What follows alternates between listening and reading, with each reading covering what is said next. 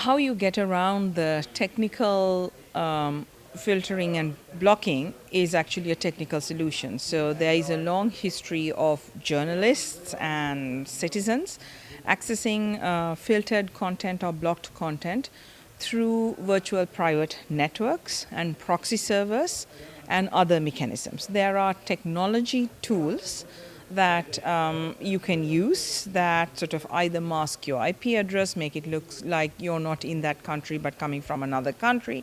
There are ways to get around it.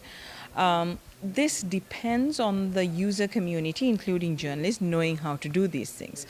This is also then a rat race, because as long as you keep serving a particular proxy server, fine, you can keep using that, but then when the government finds out, then they will block that one. Now you need to move to another proxy server, right?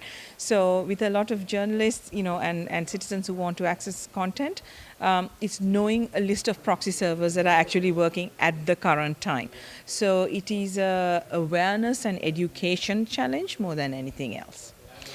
Yes, I think the media development community should engage in internet governance for many reasons, the primary being the convergence of the traditional media now to internet.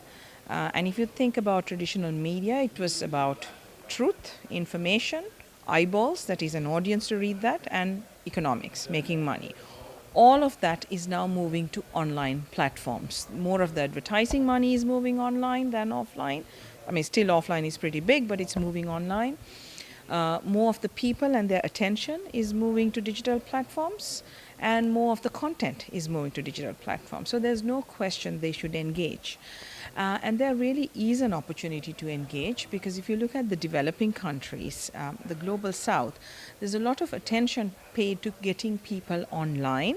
So, millions of dollars of international donor money through the various multilateral banks, but there's not as much attention being paid to how, when people get online, what kind of internet experience that is, what kind of internet the people access, what content they can get, how they can stay safe, how they can identify maybe not so real news, and so on.